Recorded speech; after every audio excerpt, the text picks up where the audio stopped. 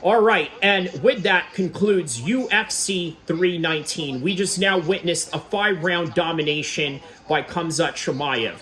Now, from round 1 to round 4, it was complete domination by Khamzat Chimaev, a rinse and repeat cycle. He did try to strike with him a few times. Dricuss only opened up with kicks every time they were in a stand-up position. No boxing, no movement, no circling around or anything like that.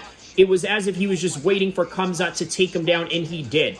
Every time you would think that, all right, they would stand back up, that he would somehow get some sort of sense of redemption, right? That didn't happen. So in the end, what happened was that it ended up becoming just a constant rinse and repeat cycle, because once you know that you have somebody's number when it comes to taking somebody down, you're going to do it over and over again. And the first time that you did it, then the second time that comes around, then before you know it, they get tired from the clinch exchanges. And the next thing you know, you're repeating over and over what you're doing. Now, you got to understand, beating somebody up doesn't mean that you won't get tired as the aggressor, because you as a person, remember, you can also get tired beating up a bag.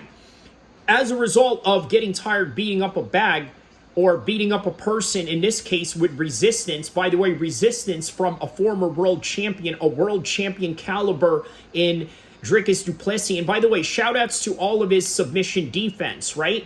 Remember, Khabib ragdolled Conor McGregor in that same way and did not offer the same type of submission defense or wrestling defense the way that Dricuss du Plessis did. That is the reason why he was a dominant champion in the way that he is, in the way that he displayed against Izzy, the way that he displayed against Sean Strickland.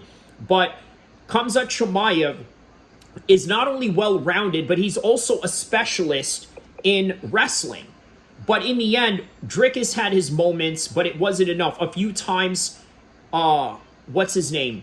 Mark Goddard sort of helped him get up a few times as well, right? Because he called for a stand-up, sort of what referees do at a stalemate. But nonetheless, it was a dominant performance by Khamzat Chimaev. It was exactly as how I predicted it would be.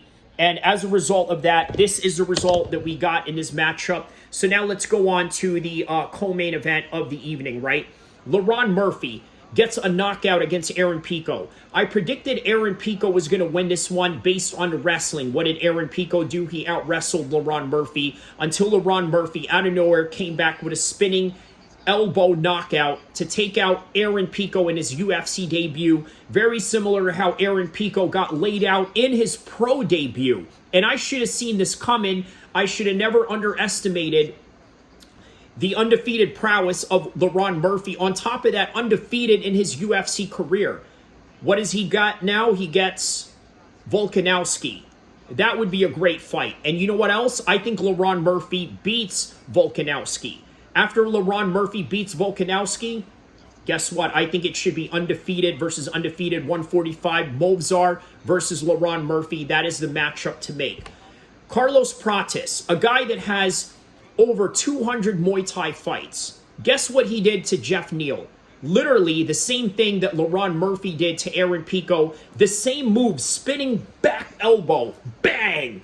Bang! Okay, now you guys know, as a Muay Thai fighter myself, that is one of my favorite techniques right there, is that spinning elbow. But you got to time it correctly. You got to wait for the opponent to come in. It's a counter shot, right? And then you got a spinning move to go along with it. So you really got to time it at a timely manner.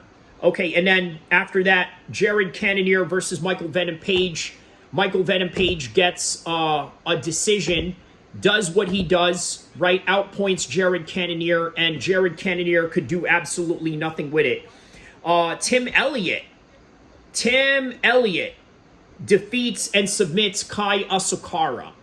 A lot of people were underestimating Tim Elliott in this, but the movement of Tim Elliott, I told you guys, is absolutely immaculate, right? Very similar to TJ Dillashaw, very similar to Dominic Cruz, and then he got the submission and showed Kai Asakara why there are levels to the UFC. And this is a guy who took the legend Mighty Mouse Johnson to the max, okay? He took him to the max, and as a result, That is exactly what happened right there. He took him to the max, and not only that, he submitted him at the end of the fight, and that was all she wrote. How about this? The debut of Bagzar Sarukiev taking on the former Marine Eric Nolan. Now, obviously, this is historic. 4 days into this fight and gets a submission. I mean, and Khamzat said that this guy was better than him. Now we see what Khamzat was talking about. All right, and then Gerald Mershad gets knocked out by Michael Olajaychuk. Okay, very similar to, by the way, how Moses Otama knocked out Dylan White earlier on the day when we watched that in the boxing show, right? Very similar knockout. Lays him out in the first round, and that was that. Godinez gets a decision over Jessica Andrade. She had only 1 takedown, 14 takedown attempts in this whole entire fight, but the striking percentage was on her side. She was outboxing her, outworking her, outstriking her, and ultimately that's what won her the fight. Chase Hooper was the favorite to go into this fight, gets knocked out by Alex Hernandez. Devastating knockout. All right, what's next for Chase Hooper? Who knows, right? Maybe lightweight division is not for him, right? Maybe he's a little bit too skinny. He is 6'1", but maybe 145 was better for him. Who knows, man? But on any regard, shout out to Alex Hernandez for that first round knockout. King Green versus Diego Ferreira was canceled tonight. That is unfortunate.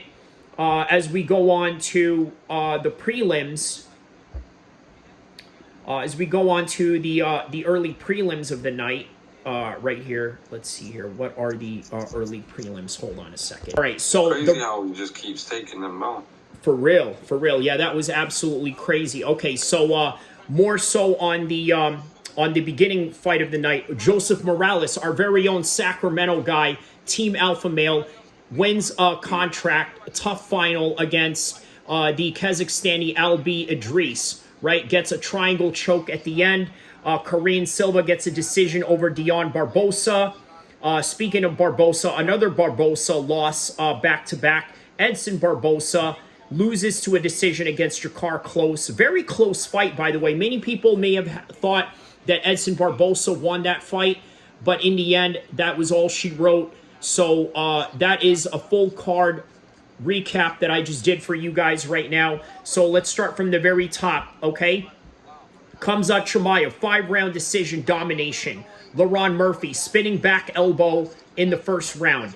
Carlos Prates, spinning back elbow in the first round. Back-to-back spinning back elbows. Michael Venom Page gets a decision over Jared Cannonier. Tim Elliott, guillotine chokes Kai Asakara after outstyling him in the whole entire fight. And the protege of Khamzat, Sakarayev, submission rear naked choke on Eric Nolan. Michael Olajaychuk gets punches, knockouts on Gerald Mershad. Lupita Godinez gets a decision over the former champion. Aaron Hernandez gets the cross ground and pound punches to Chase Hooper. Jakar Close, unanimous decision. And I believe we covered everything. So what is next for Khamzat Chimaev, guys? This is what I think is next for Khamzat Chimaev. What he needs to do is fight Aaron Hernandez. I'm sorry, not Aaron Hernandez. Anthony Hernandez. I keep mixing him up with Aaron Hernandez, a football player. He needs to fight D. Ritter. There's sky's the limit. And then on top of that, there's Sean Strickland. There's the money fight right there that we all want to see. Sean Strickland versus Khamzat Chimaev should be next. The trash talking, the history that they have with each other, and the fact that Khamzat knows he could beat him because of what he did with him in the gym. Guys, that is all that we have for this one right now. Don't forget to like and subscribe. I'll see you in the next one, inshallah.